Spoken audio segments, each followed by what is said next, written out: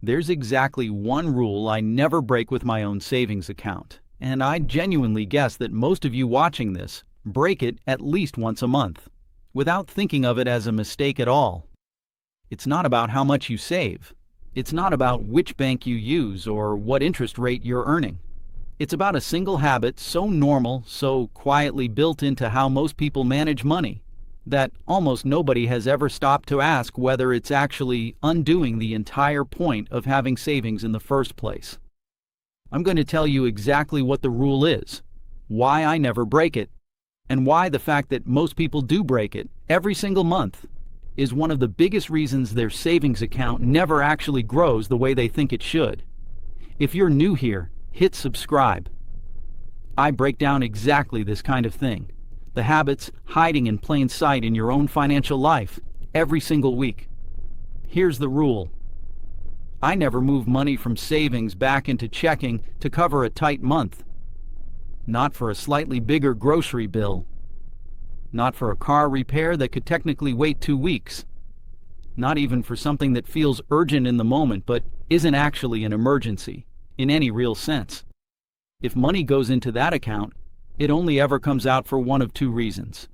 A genuine emergency I could not have reasonably planned for, or the specific long-term goal I originally set the account up to fund. Everything else, every single other expense, gets solved somewhere else, even when it would be so much easier to just transfer $200 back and make the problem disappear for the afternoon. And here's the thing I want to be honest about. Most people do not consciously decide to raid their own savings every month. Almost nobody sits down and thinks, I'm going to weaken my safety net today. What actually happens is much quieter than that, and much more forgivable, which is exactly why it's worth talking about instead of judging. A bill comes in a little higher than expected. Checking runs a little tighter than usual that week. The savings app is sitting right there on your phone, 2 taps away, and moving $200 back over feels less like a financial decision and more like basic problem solving. It doesn't feel like touching your safety net. It feels like being resourceful. And that feeling, more than any lack of discipline, is exactly why this habit is so widespread and so rarely noticed for what it actually is. Nobody watching this video is bad with money because they've done this. If anything, the people who do it most often tend to be the ones paying closest attention to their day-to-day balances, which is precisely what makes the habit so easy to justify in the moment it happens.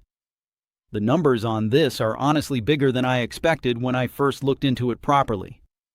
Roughly a quarter of Americans who have emergency savings say they've used that money in the past year specifically to cover ordinary day-to-day living expenses. Not a job loss, not a medical emergency, just the regular cost of an ordinary month running a little over budget.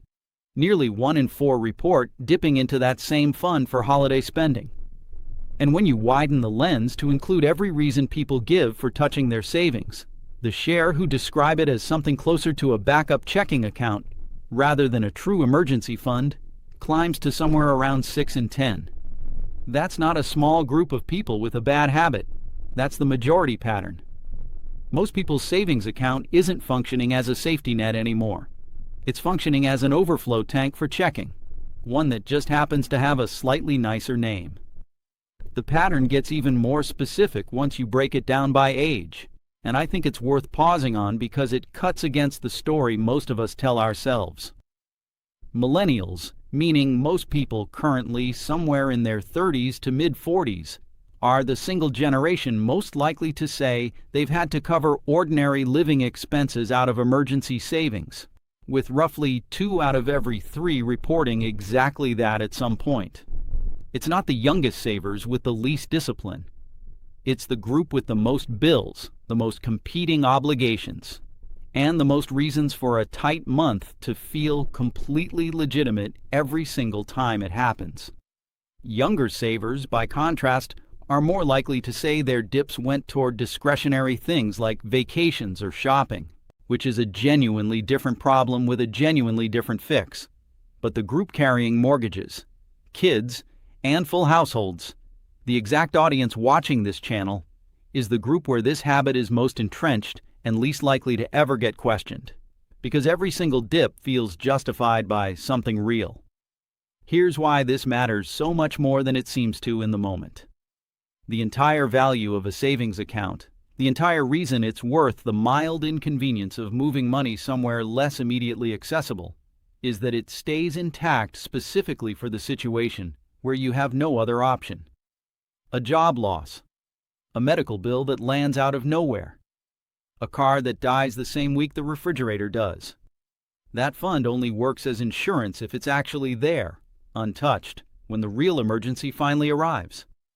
Every time it gets quietly rated for something that was really just a tight month, the balance shrinks a little. The sense of urgency to rebuild it fades a little because it doesn't feel like it's actually gone. It feels borrowed, and the whole system slowly stops functioning as protection and starts functioning as a slightly harder to reach version of your checking account. You haven't lost the money, but you've lost the thing the money was actually for, and you usually don't find that out until the real emergency shows up, and the cushion that was supposed to be there simply isn't as thick as you thought. There's a psychological explanation for why this feels so easy to do, and once you understand it, you'll probably recognize yourself in it immediately. It's called mental accounting, a concept from the economist Richard Thaler, who won a Nobel Prize partly for describing exactly this behavior. The core idea is that people don't actually treat money as one single interchangeable pool, the way it functions on paper.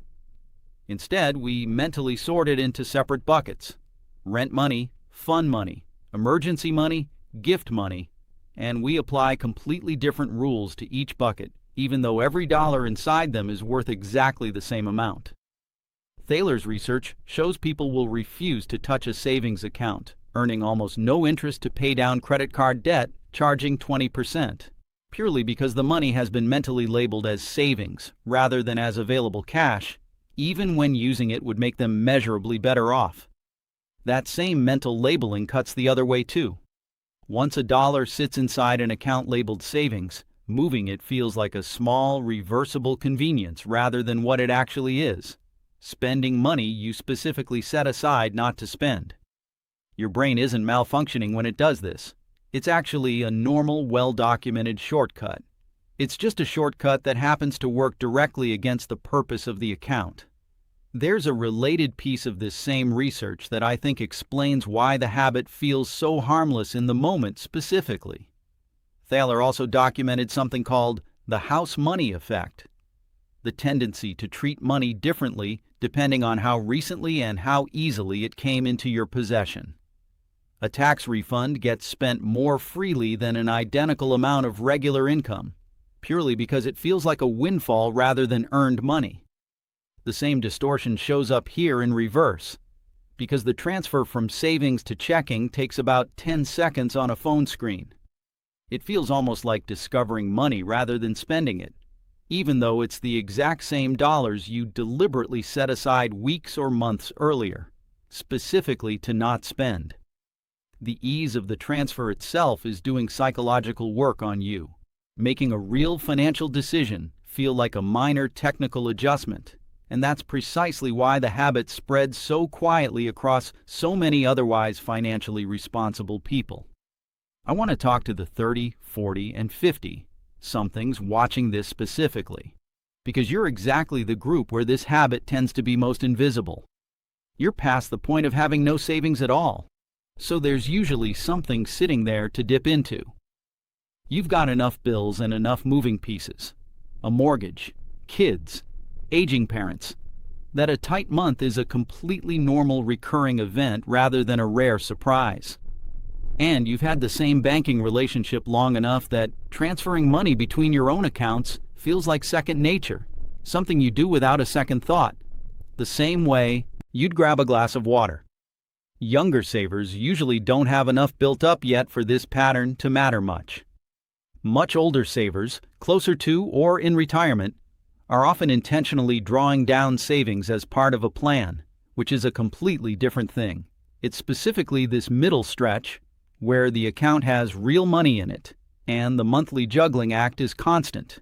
where this habit does the most quiet damage over the longest period of time, precisely because there's enough padding built up that a single dip never feels like it threatens anything.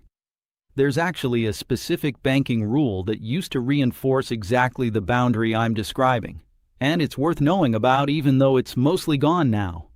For decades, a Federal Reserve rule called Regulation D capped savings account holders at 6 convenient withdrawals or transfers per month, specifically to keep savings and checking functioning as two genuinely different types of accounts. The Fed actually removed that federal requirement back in 2020, and reserve requirements have stayed at 0 ever since, meaning there's officially no legal limit anymore. But here's what almost nobody realizes. A lot of major banks never actually removed their own internal version of that same 6-transaction cap, not because the law still requires it, but because they found it useful to keep as a soft friction point. Some banks will still charge you a fee, or convert your account entirely, if you make too many of these transfers in a single month. In a strange way, the one piece of external friction that used to protect people from exactly this habit has quietly disappeared for a lot of accounts. Right at the moment when phone apps have made moving money between your own accounts faster and more frictionless than it's ever been in the history of banking. Think about what that combination actually means in practice. The rule that used to sit between you and your own savings, forcing a small pause before you could move money too often, is gone at plenty of banks. And the technology that lets you move money the moment the impulse hits is better and faster than it's ever been. 10 years ago, moving money from savings to checking might have meant logging into a clunky website, waiting for a transfer to process over a day or two. Enough friction that a lot of tight-month impulses simply resolved themselves before the money ever moved. Today, it can happen instantly, inside the same app you're already using to check your balance, with a single tap and a fingerprint. Nobody designed this to make your savings easier to raid. It's simply what happens when convenience keeps improving and nothing steps in to replace the friction that used to exist by accident. Which means if you want that friction back, you now have to build it yourself, deliberately, because neither the regulation nor your bank's app is going to do it for you anymore. Let me walk you through what this actually costs someone over time. Because the damage isn't really about any single transfer. It's about what the pattern does across years. Take someone I'll call Desmond, 46, has kept a consistent habit of building his savings up to around $6,000, then dipping into it for a slightly rough month, then building it back toward $6,000 over the following several months, then dipping again. On paper, his balance has looked roughly the same, somewhere between $4,000 and $6,000, for nearly 5 years running. He genuinely believes he has a functioning emergency fund. What he actually has is a revolving door that never lets the balance grow past the ceiling he keeps resetting it to. If he had simply let that same $6,000 sit untouched and kept contributing at the same pace he uses to rebuild it after every dip, he'd be sitting somewhere well past $20,000 today, plus years of compounding interest on top of that growing balance. The money he thinks he's been saving for 5 years never actually had the chance to compound, because it kept getting reset back down to roughly the same number, month after month, year after year, by the exact same habit that felt harmless every single time he did it. Here's the detail that makes Desmond's situation sting even more once you look closely at it. Across those 5 years, he estimates he's contributed somewhere around $300 a month to that account, which comes out to roughly $18,000 in total contributions. But the balance sitting there today is still hovering around $5,000. That means somewhere in the neighborhood of $13,000 went in and came right back out again. Not stolen, not lost to fees, just quietly withdrawn a few $100s at a time, so gradually that it never once felt like a single significant event. If you'd shown Desmond a single moment where $13,000 disappeared from his savings, he would have noticed immediately and been alarmed. Spread across 60 small, individually reasonable transfers over 5 years, it never registered as anything at all.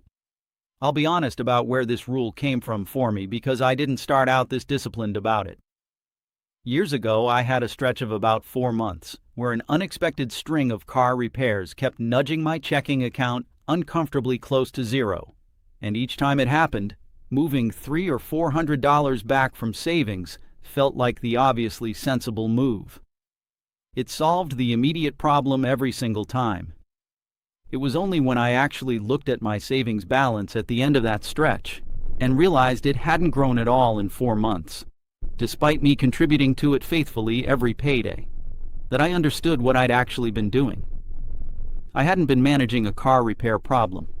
I'd been quietly canceling out my own savings contributions in real time without ever noticing, because each individual transfer felt small and reasonable, and none of them ever felt like the moment my savings plan actually stopped working. What actually changed my thinking wasn't the math. Honestly, it was realizing that a genuine emergency did eventually show up a few months later, an unplanned dental procedure that cost more than I expected, and the account that was supposed to absorb that shock without a second thought only had about half of what I assumed was sitting there. I got through it fine, but it was the first time I felt the actual gap between what I believed my savings could do and what it could actually do, and that gap existed entirely because of transfers I'd stopped even registering as decisions. If you've ever moved money from savings back to checking for something that wasn't a genuine emergency, comment below with what it was for, because I think a lot of you are going to see your own situation reflected in what other people write, and I'd bet the most common answer isn't anything close to a real crisis. It's usually something small and completely understandable in the moment, which is exactly why the pattern is so easy to fall into and so hard to notice from the inside. So here's what I actually do instead, and I want to give you something concrete you can copy, not just the principle. First, I keep my savings at a completely different bank than my checking account, one with no debit card attached to that account at all and no instant transfer app linked to it.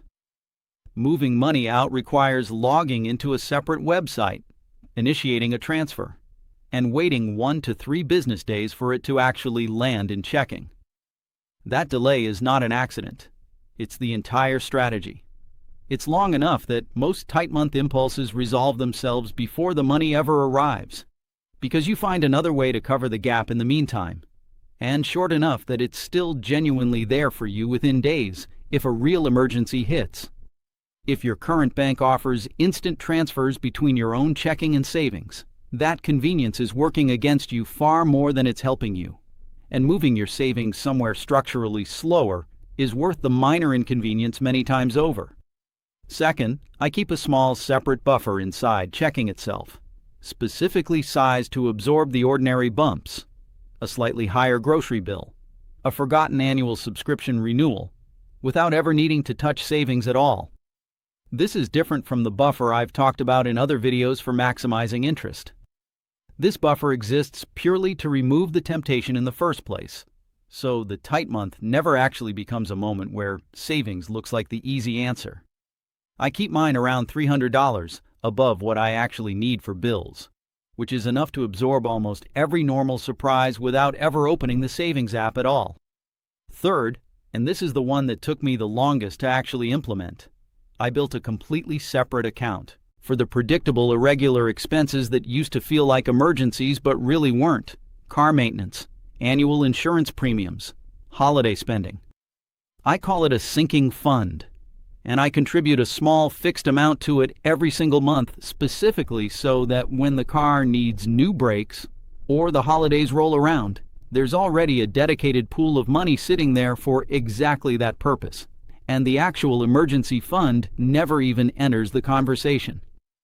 The reason this matters so much is that most of what people call emergencies aren't actually unpredictable at all. Car maintenance happens every year. Insurance renews every year. Holidays arrive on the same dates every single year.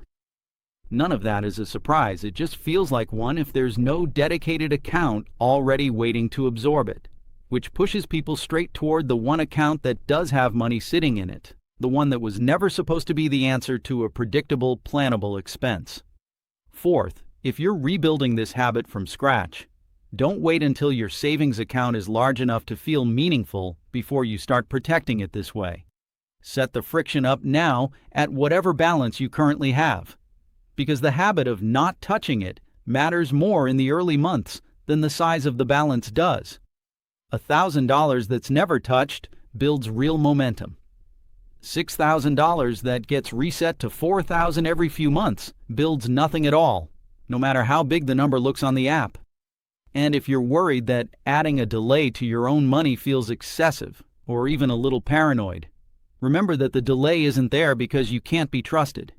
It's there because convenience itself is the thing working against you, not your character. And removing convenience is simply the most reliable fix for a problem that convenience created in the first place. Let me leave you with someone who turned this around, because I think it's worth seeing what actually changes once the rule is in place. A woman named Marguerite, 39, told me she used to dip into her savings almost every single month. Small amounts. 50 here, 150 there. Always for something that felt justified in the moment. She moved her savings to a separate bank with a built-in transfer delay and set up the small sinking fund I just described for exactly the kind of expenses that used to trigger her dips.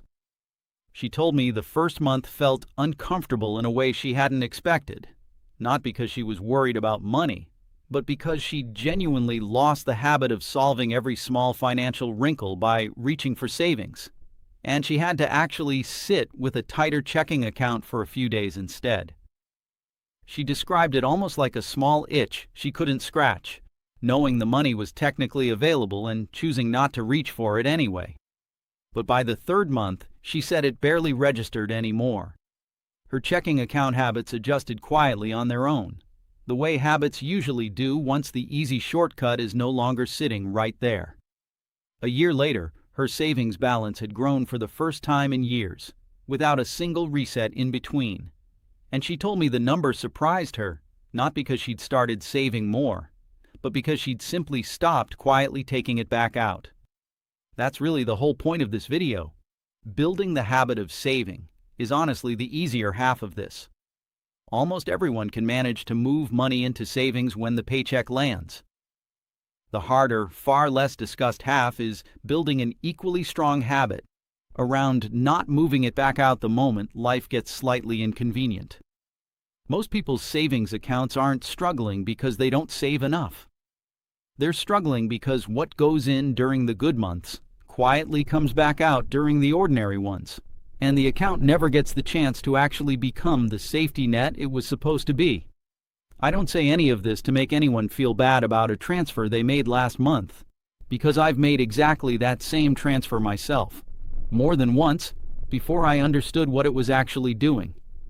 This isn't a discipline problem in the way people usually think about discipline, all willpower and gritted teeth. It's a design problem. The account was too easy to reach. The label wasn't doing enough work on its own, and nothing stood between the impulse and the money. Fix the design. Put a little real distance and a little real delay between yourself and that balance, and the discipline part turns out to barely be necessary at all. The rule isn't complicated, and it isn't about being harder on yourself. It's about deciding in advance, while things are calm, exactly what savings is actually for, so that the decision is already made long before a tight month ever tries to talk you out of it. I'm Faisal. Thank you for listening to Sheikh Faisal.